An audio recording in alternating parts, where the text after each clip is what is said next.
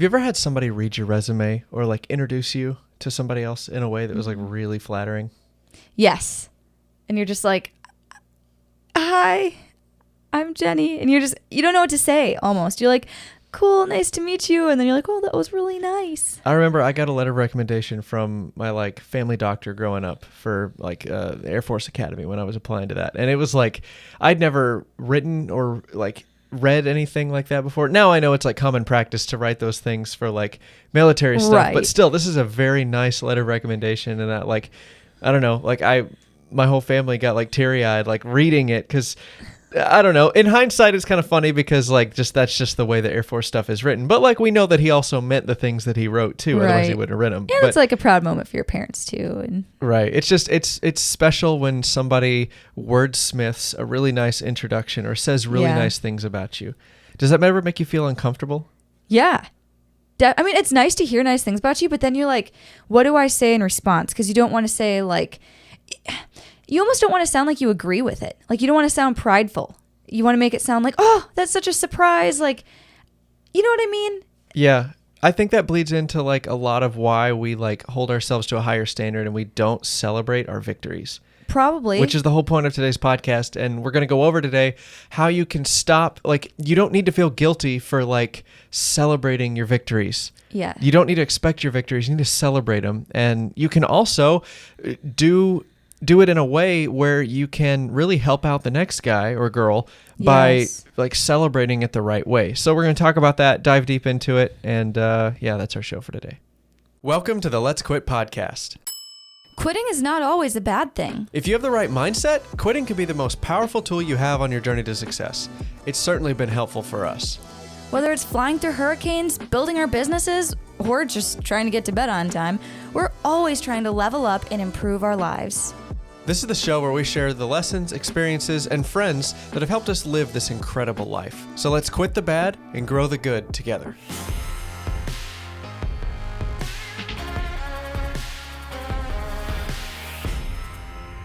All right, so welcome back, everybody. We are super happy to have you.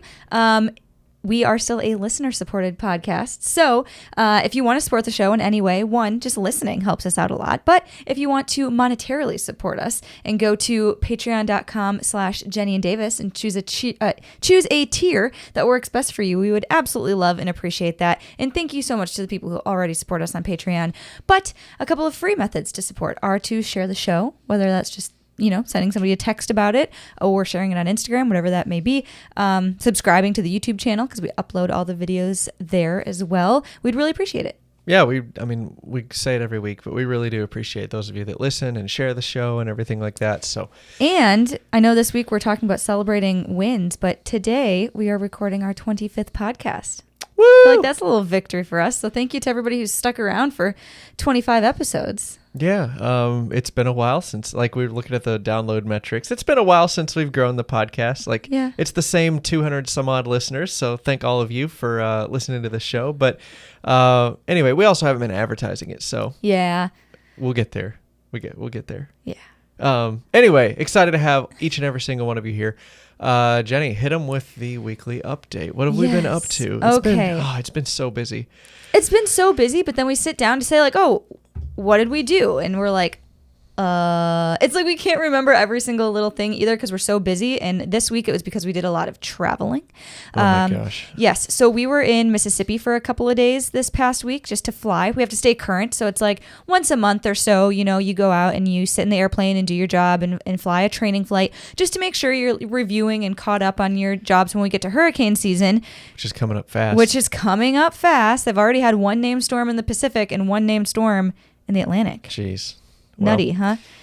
Anyways, so we were gone for a few days training for that. And for those of you who don't know, if you're new listeners, our part-time job on the side of owning our own woodworking business is we do fly with the Hurricane Hunters. We're the meteorologists in the back of the C-130 airplanes with the Air Force. And so it's nice. Like, we absolutely love that job. Absolutely love it. But it is like, like a 7-hour drive to get there, at least. all on like highways that are covered in construction. And so we do get pretty tired on, weekends that we've gone out to do training and stuff. And then we have weeks like this where we come back and we get to play catch up and then try to get ahead because we got to go to El Paso for a wedding in the next couple of weeks. And then we're just going to be all over the place. It's all stuff that we're super excited for, but it does take a lot of time to prepare for. That's life. Up front. And and that's the thing is like, that's never going to stop. That's never, ever going to stop. So you might as well put some systems in place to like manage it all now. So there was that. We were traveling a lot. We did some flying. We started a brand new YouTube series. Yeah, I'll talk a little bit about that. So new YouTube series. For a long time, we were inspired by Bob Claggett, and the I Like to Make Stuff guy, and he's got this whole series of videos called Bits. So when he's doing a project video and he is referring to a technique of woodworking or something that is a very common procedure in woodworking, he'll refer people to these shorter tips videos that kind of walk you through the fundamentals of the process that he's talking about. So that in mind, we started a new series called Maker's Money because most of our audience are fellow makers, people that like to make stuff who are trying to sell it for profit. And so we started a new series where we basically just give our like boiled down lessons to the audience in a way that's easy for us to refer people to. The videos aren't that long. They're not wrapped up in like a weekly update. So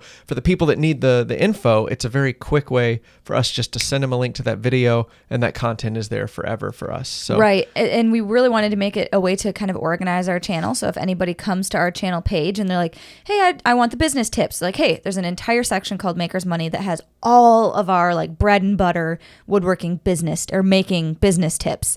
And then there's another section, that has info about like our business updates and that sort of stuff. So it was all vlog stuff eventually and flying content. Because again, we're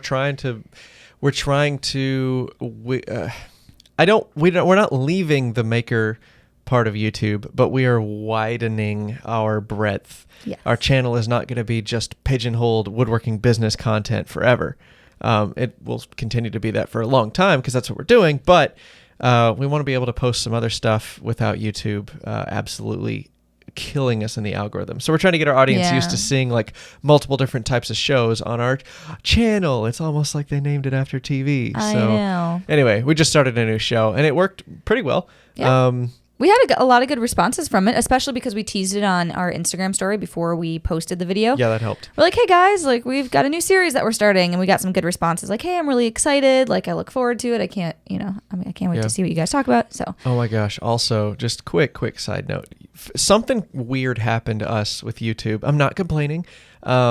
Oh yeah, it was just odd. Like last week on Thursday, Friday, like our channel, according to the YouTube analytics, our channel got 0 views, 0 subscribers. Nobody, like it was a whole day where nobody on the internet was watching our videos. It was literally like a real TV channel. It was like somebody turned off the TV for Thursday and then turned the TV back on. Well, it was like Friday. turning off every TV set in the country. Yeah. That was wanted to watch our channel. Like it just the absolutely 0 watch time. So I don't know if it was a glitch or if it was like I have no idea. But we lost a bunch of subscribers too. I don't know what the deal was. I don't know if they were like cleaning out accounts or like, I don't know. Anyway, just more reason for the fact that I'm happy that we don't make our living off of YouTube. Yeah. Like it certainly helps. Like we finally took our first paycheck the other day. Yeah. That felt really not very small, like very, very small. But before last week, we had been reinvesting all the money we made on YouTube and everything into production equipment and making more shows and making more content for you guys. So I'm just so glad that we're not tied to that income because at the drop of a hat, it could go away. I mean, You guys could cancel us. You have that power. You could cancel us next week. Please don't.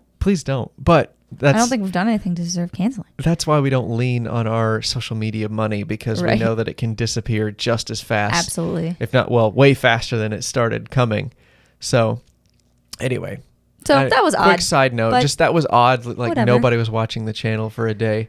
We'll have to see if it happens again. If that's like do they clean that out like once a month, once a year? I don't know. Is it a glitch? Anyway, it's just so easy. It's just so easy to get upset when I see things like that. Like, because I feel like instinctively, I don't do this consciously, but like I feel like I deserve those views. Like, we've been doing this for 3 years. I'm making quality content that people care about. And that's where you got to listen to Gary Vee. You have to give with zero expectation. I know. Gary Vee always says, if I lend somebody $20, I'm expecting to never see that $20 back ever again for my entire life. Yep. So it's just, I don't know, you get hooked on it even though you're not depending on it. You get addicted to it. And anyway, that's my first thought. My second thought is what you're saying. Yeah. And like I talk myself down from it, but like, I don't know, that just instant like animalistic urge to just be angry. I know. Just like overwhelms me for like half a second. And then I'm like, okay, fine. Stop being stupid. Like you're fine. You get to do, like you have this wonderful life. Speaking of that,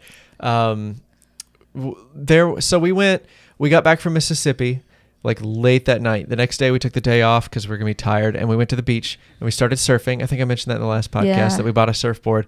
I stood up a couple times. That was great. Yeah, it was Jennie didn't try it yet because I don't know. We were only there for like an hour anyways, so you and Eric had fun. I'll try it next time. But. Yeah. So and then like that morning the next morning we went rock climbing because we mentioned that last podcast. We got us like a gym membership to start rock climbing, and that was fun. But I don't know, self-reflection, again, that's the theme today. But like, I was looking at Jennie, we came back from rock climbing, and I was like, you realize what we've done the last 3 days? Like, we flew in a C-130 to prepare to fly through hurricanes. You know, like I flew in an airplane, I went surfing, and now I'm rock climbing. And then later today, we have to film a YouTube video for our social media. Like, it just, I don't know. It was one of those moments where I just sat and smiled for like 30 seconds to just savor how grateful that I am that we get to live this life and do the things that we do. I mean, we always want more, bigger, better, faster, but it was a nice moment of peace where like I finally was just like, really selfishly, like very happy with where we were in life and just being very content. I think that's like healthy to realize every once in a while too. Like obviously you always want, more and you want to grow bigger, but it's also good to be content where you are. I had those moments when we were in Minot, North Dakota, and I was hating my job and everything else. We'd be on the boat with our buddy Paul. Yes. And the sun would be shining and I'd just sit there on the boat for like 30 seconds, like with a big old smile on my face, just being so appreciative that like, I had a job and it was stable, and even though I hated it, like I was really happy with life. Right. So I mean, like at some level, unpopular opinion, but like at some level you choose whether or not to have those moments. Yeah, I would agree. Like if you're unhappy with your life, like that's really a perception problem, because there are plenty of things to be grateful for. Not that terrible things don't happen or anything, but like we get to choose our emotional response.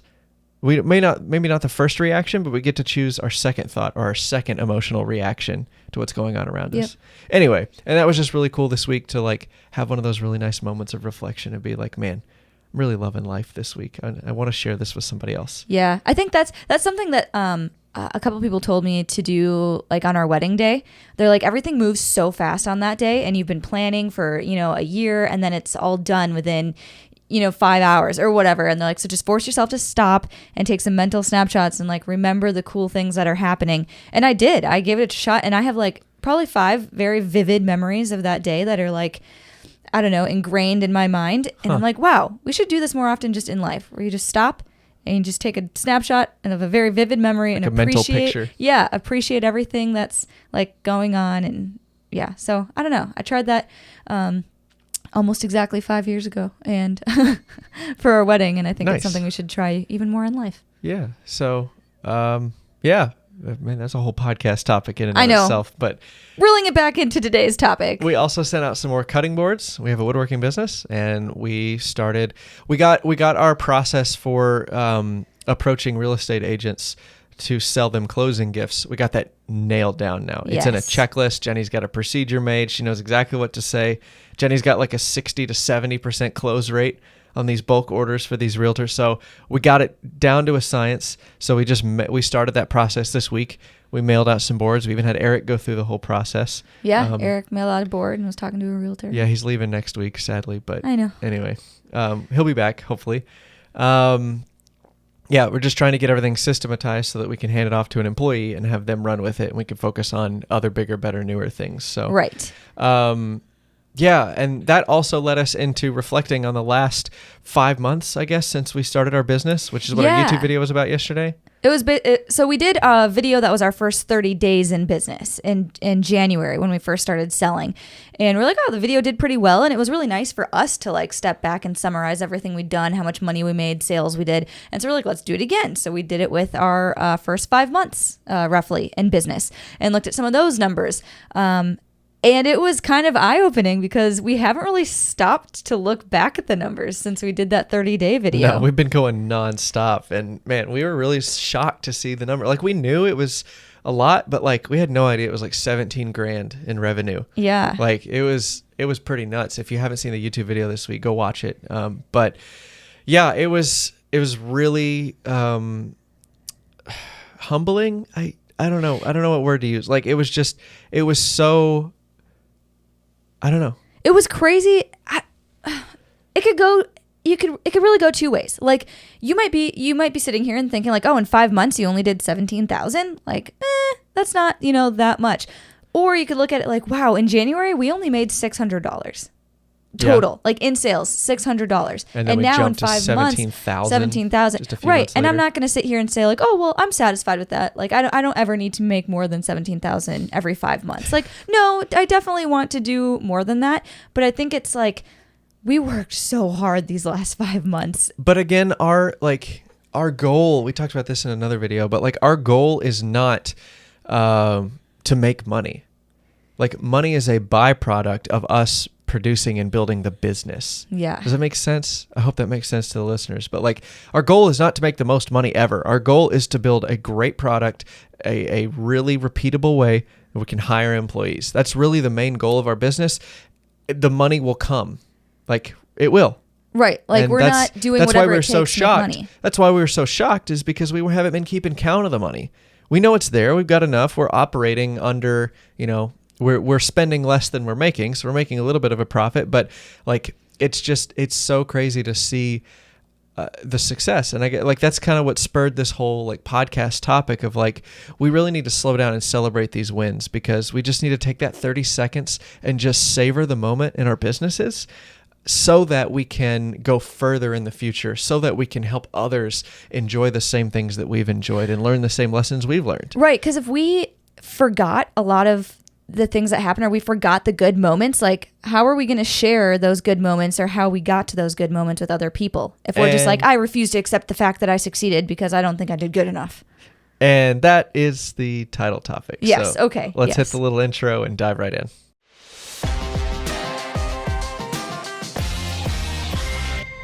All right, Jenny, hit him with the quote. All right. This week's quote is by Sam Walton, and it says, "Celebrate your success. Find some humor in your failures." Yeah, it's that's the Walmart guy. Sam's Club, that's his club. That's his club? That's his club. Okay, cool. That's the his most club. exclusive. Yes. So celebrate your success. So the title of the episode today is Quit Ignoring Your Wins. We have a habit of ignoring our wins. When we do something really cool or really great, we don't want to like sit in it because we want to move on to the next thing. We want to go bigger the next time. We want to achieve the next goal. We're like, all right, cool. I was expecting to do that. On to the next thing. And we're really shortchanging ourselves because we're not squeezing. Like the metaphor I'm going to use is like finish your food before you go to dessert. Like there's still plenty of good food on your plate. Like you need to finish your food before you go on to dessert, go on to the next thing. Yeah. And I feel like some of it is, you get to a point where like, I don't want to accept some of this success because, I could have done so much better. I could have pushed a little harder. This is good, but like I could have done better. And then, you leave that phase of life or the phase of your business or whatever, without fully appreciating everything you've learned. Well, that's something that you and I both struggle with. We both don't like to do self-reflection. You're a little bit better at it than me, but like I do not like to sit and do self-reflection and meditate and think and journal and like distill. Maybe some of you guys are the opposite listeners, but like I do not like self-reflection and going over what just happened. I want to go on to the next thing without waiting. And so that's kind of the lesson today is like, you've got to move on to the next thing. You got to celebrate what you're doing and just savor it a little bit. And then you can pull lessons out of that you can then teach the next guy. So right. Did you have a story? You yes. said you had a story so for this. Does this tie in? Yeah. So when we were out in Mississippi this last week or whatever flying, we were sitting in our little mission planning room. And basically before we all get on the airplane, like everybody in the crew will gather together around a table. We talk about the plan for like the training flight, where we're going to be going, how long, what procedures we're going to practice. And then after that, we'll kind of just sit around and talk for a couple of minutes. And then we'll all gather an hour later to go out to the airplane. So we were sitting in the mission planning room and there was somebody on our crew that I had never met before. And he was like, "Oh, I heard you and your husband do woodworking." I was like, "Oh yeah, we do. Like we started in North Dakota and then we, brought the business down to Houston, Texas." He's like, "Man, I got to learn some stuff from you guys. He's like, I like to build, but I need some better tools and I want to build this, that, and the other for my wife." And so I was kind of talking to him a little bit about that. And somebody piped up and they're like, "Have you seen their YouTube channel?" Like, yeah, they have an entire YouTube channel about that. "Have you seen anything they build?" And he's like, "No, I haven't. I didn't know you guys sold." They're like, "Yeah, we do sell a lot of our work." And somebody's like, "You should see their marketing and their branding. It is so good. Have you even been on their website yet?" And I'm just like sitting there like, this is so nice, but I don't know how to process this. Like, I don't want to sound prideful. What do I say? Like, I still want to give this guy advice on like how to start his business. And I don't want to get caught up in like how good our marketing is or how good we've done, and then it just dawned on me. I was like, wow, I need to get better at processing what happens when people say we do a good job so that I can say the most like productive and helpful words to somebody who is like starting on the journey that we started on 4 years ago. Right. And like the guy is asking you for advice and help. Like you're not, Jennie and I are like hypersensitive to like how we're perceived by other people, but like it's not bragging. If they're straight up asking for advice and you give them your personal experience, it ain't bragging. It's just telling a story. And if you're not emotionally, and this is kind of the punchline, if you're not emotionally settled, if you haven't processed what's happened, then you're not going to be an effective teacher. Whether it's telling a story of your success or telling a story from your failure, if you're so emotionally upset about it that you haven't processed it, you're not going to be good to help the next guy. So if for nothing else, to help others, like you need to slow down and like process these things that happen to you for yourself so that you can then help others. Right. That's kind of what we mean by like, don't ignore your wins. Just process it, pull your lessons out of it and move forward. And the number one reason, we got a couple reasons here, but like the number one reason you want to do that is because if you move on to the next thing too fast, you're not learning. You're just going to make that mistake again. You're not consciously coming up with the lessons and avoiding the bad behaviors that made you mess up, or that you could have done it a little bit better had you not screwed up one way. So everything is chess, right? And I've been watching a lot of chess. Oh my but like, goodness. If you don't go back and analyze the game you just lost or won, you're not going to be able to pull out. I know Jennie's like shaking my head. Chess. All it is chess. But you got to analyze. You got to look. Like you got to watch game tape. I mean, NFL players do this all the time. They watch game tape. And chess players, they watch game tape. Shut up. Shut up. Go anyway. NFL players do this too. Sean Lee, he's a maniac, defensive on the Cowboys team. He watches game tape like an animal. Like all he does is sit there and watch game tape over and over and over again, even in games that they won. Your brother was even talking about this like a couple weeks ago. He was saying that there was some wrestling match and the coaches knew that he didn't watch game tape because the game tape that he was supposed to watch, he lost the fight. And he didn't want to sit there and watch himself lose the fight over and over and over again. So he didn't process it. He didn't he didn't finish learning from that mistake, and it cost him on the next round. And now he was telling us how he realizes that game tape is like critical. Like if you don't watch it, you're done. You're not going to advance. So you got to do that in life. You got to go through and process what happened and pull your lessons out of it so that you can be better the next time. Mm-hmm. Or you can coach somebody else through it too. Yes. So, anyway, like I was just noticing this with like rock climbing. So we started rock climbing and Jennie and I, we're trying to just like do the whole gym as fast as possible. Yes. I want to climb every route, every way, like as soon as possible. There's no order or rhyme or reason. We just look at a route and we're like, oh, that one looks hard. Let's try that one. And so, but what we noticed was that the people that go there a lot, they're taking breaks. Mm-hmm. They might climb a route once every 5 to 10 minutes. The rest of the time, they're sitting on the mat talking to their friend. Now, I'm sure they're socializing a little bit, but like everybody's doing this. They know something we don't. And that's that you've got to recover. You got to think about your route. You got to think, why did I miss that hand grab? Is there a different place I could have put my foot? Is there a different hand position? Like there's so much deeper than you think it is. But like here we are, like running around like a couple of idiots trying to hit every single round. We're like, oh, I can't get that one. I wonder why. Anyway, on to the next one. Like there's no learning involved. We're just going from like candy bowl to candy bowl of like whatever we want to do. Right. And so now after watching some people who are like better than us at climbing, we realize that they start with the easiest ones. They do all the easy ones first, all the level zeros. Every level 0 route, and then they do every level 1 route, then every level 2 route, and then every and they just stair step like that. And that's going to highlight what your weaknesses are, and you're going to do some self-reflection and say, okay, this type of route or this type of hold I really stink at. Let me do this level 2 route. Even though I can climb most of the level 4s, I'm going to stick on this level 2 route until I can climb this type of hold just as good as the others. And that's where you can really start to get ahead. So that's our first point, is like you're not learning. If you're moving too fast to the next thing, you're not learning. And the second point is, Jennie, you want to do this one? Yeah. So this is going to sound really, really weird, but this lack of processing your wins or like processing your emotions and learning from it can actually be kind of selfish because it's not helping others. Kind of like I said with my example when I was sitting in the mission planning room, when people pointed out my wins and I was just so caught off guard by somebody pointing out my wins that I didn't have the best way to explain something to a new woodworker or whatever. It's not just for you, it's for other people. So one of the examples we have on that is we did when we were in college. We were part of a group that would go do some gorgeous, like some of the most beautiful hikes in the entire country. We were in Arizona, and so we'd go to like northern Arizona, southern Utah, that area. But there's one hike that's in Havasupai. And it's like 12 miles in, 12 miles out. At the bottom are gorgeous crystal blue turquoise waterfalls. Amazing.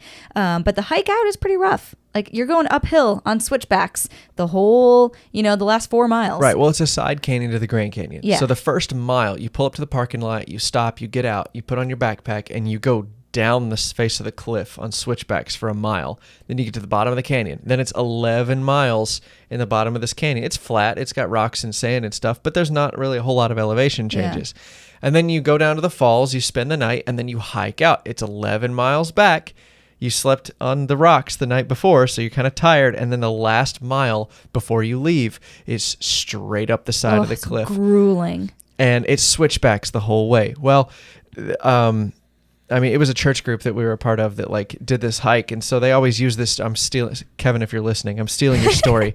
But we always did this hike, and the more fit people, like there was a bunch of us in like Air Force ROTC and stuff, we would usually get to the top first. And what we'd do is like we would enjoy it. We'd take a break because it's pretty grueling, but then we'd take our bags off and we'd go back down the mountain and help some of the people that were struggling. This is not like a scripted thing. It was just what we all did. And that's just a really good metaphor for life, because what good is it? Like, how satisfying is it for you to be the first one done at the top of the hill and there's nobody there to celebrate with you? Yeah. Like, what do you even gain from that? So, like, the metaphor there is like, drop your bag. You did it. You accomplished it, but go down and help the next guy. Like, how good of a hiker are you if you're not willing to help out the person that's, needing a little bit of help at the bottom? Yeah. And I think another part of that too is once, the faster people would get to the top, they would stop, take a break, get some water, drop the backpack, and then go down. They weren't like dropping their backpack immediately and sprinting back down like they got to the top. Martyrs. Yeah. Right. Processed what they were doing, said, hey, I just did it. Like, I'm a little tired. I need some water. I'm dehydrated. And then, maybe 10 minutes later, go back down and help people up too. So it's a combination of like helping people as soon as you can, but also taking care of yourself so you can more effectively help the other people. Right. So that's the balance. But that's kind of the lesson that we want to share here is like, you can still celebrate your wins and process them in order to help other people. Mm-hmm. And from our perspective and the way that we live life is like, it's kind of pointless for you to achieve something if you're not willing to help out the next guy. Like that's why we started posting YouTube videos, is because we just wanted to share what we learned. No, we weren't the greatest. No, we weren't the best. But when we learned something, we wanted to share it. Right, because it might help somebody else. When we learned something and it worked, we wanted to share it with somebody else. Because we appreciated when we first started our businesses, the people who were willing to share with us. Absolutely. Like, they might not have been the best. They're not perfect, but like they've gone before us and done it first. So even if it's not the greatest advice, at least we got like a heads up of what was, coming in the next year or so for us. And it helped us build upon that and have things not be such a surprise. Right. So if you want to share our philosophy, I'll summarize it really quick and we can move on to some action steps. But let's say you want to be like us two idiots and like follow what we do. It's the concept here is when you achieve something, achieve it, own it, celebrate it, savor it, like hold on to it as long as you can and enjoy it. Don't ignore it. Don't move on to the next thing. Just really, truly celebrate it. And then from there, process it. Get your emotional state ready, watch the game film, learn how you could have improved, highlight the things that you did well also, and then figure out, okay, how am I going to share this with the next guy? You might not even have a way to do it there, but like you need to prepare yourself, which is what the action step is today. Prepare yourself to help the next guy or the next girl. So jumping right on to the action steps here. So when you accomplish a task, is the first action step. There's your ding. Ding. When you accomplish a task, emotionally step back and write down what happened. Literally like a news report. This happened, then this happened, then this happened, and then this happened. And then it ended here. Putting numbers on it is really good. You're not really telling a story quite yet. You're just kind of doing journalism. You're just like documenting what happened in the first step. I was doing this for a little while, like literally just writing down the things I thought I did well. It was more so for the purpose that I could look back and like realize how much I had accomplished and not think I like just didn't do anything. But it's crazy how many things you miss if you don't write them down. You just forget. This is journaling. It's not any analysis. It's not like taking a stab at like what worked or what didn't. You're literally just writing down what happened that day or that week or that month, whatever you're celebrating, or failures. You can do this with failures too. But write it down when you get some emotional distance on what happened. The second step is to look at that account of events and ask yourself, what did I learn here that I didn't know before? Whether you failed or succeeded, doesn't matter. What did I learn from this experience that I did not know before? Write those things down. And brand new list. Brand new list. We like lists. We like lists. Well, we don't, but we've learned to like them. To like lists. And then finally, so here's the meat and potatoes. Take that account of what happened and your lessons and learn how to tell a good story. This is what we're doing with YouTube right now. We used to be terrible at telling stories. We would just like bird chirp information like at other people and just hope that they got the lesson at the end. But no, you got to take responsibility for telling the story in a gripping way. This is what your preacher does at church. This is what good YouTubers do. This is what all the self-help motivational speakers do on stage. This is what they do in a TV show or in a movie. And so you got to speak the language of story. That's how humans communicate. Anyway, I'm not trying to sell you on that. I'm just take all your lists of stuff that you did and arrange it into a good story. And every story follows basically the same format. And we could have a whole series of podcasts on this, but the story needs to go, once upon a time, there was a princess. Like you're setting the scene. Everything is normal. It's boring. You're giving what's called the steady state of the story. This is how life normally is, and you're describing things. So once upon a time, there was a princess, and she lived in a castle. And then the next step is something crazy happened. This is called the Inciting Incident. Like you can look up books and stuff on this. I'm not just like coming up with this on my own. The next thing is something crazy happened. A dragon swooped in and captured the princess in the castle, right? That's the drama. That's your big obstacle in the story. And then the next step of the story is to tell how the dragon was slain. There was a poor village boy and he learned how to make swords and he went to this master sword maker that taught him how to build a sword that would kill the dragon. So then he went and killed the dragon. And so then you tell how the dragon was slain. And then at the very end, you give the lesson of the story. And the lesson of this story is that I'm making up on the spot is be brave. No, not be brave. You gotta find the right sword to kill the right dragon, and you gotta go to the right people to learn the right information on how to build good swords. I don't know. Something like that. There's an example on the fly, but like that's the lesson. Is like you gotta go to the expert who knows what they're talking about to teach you what you need to know in order to accomplish your goal.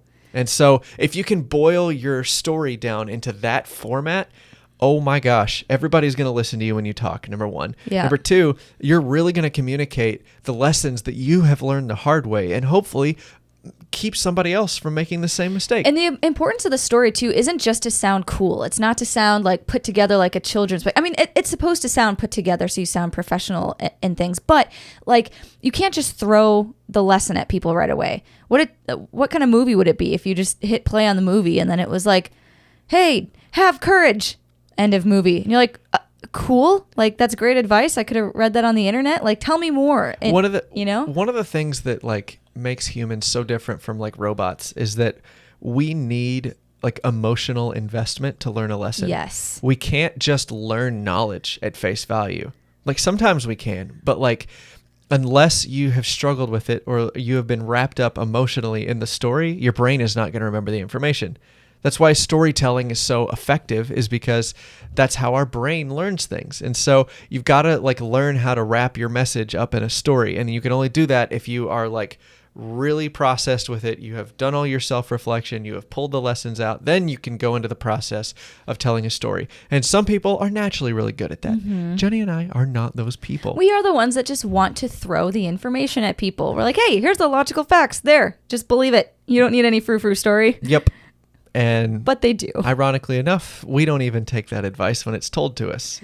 Yeah. We still have to learn lessons the hard way because we're stubborn. Yes. Anyway, that's our show for today. I hope you enjoyed it. Please share the show if you think it'll help somebody. Do we have any announcements? I think that's pretty much it. Thanks for sticking around for 25 episodes, guys. Yeah.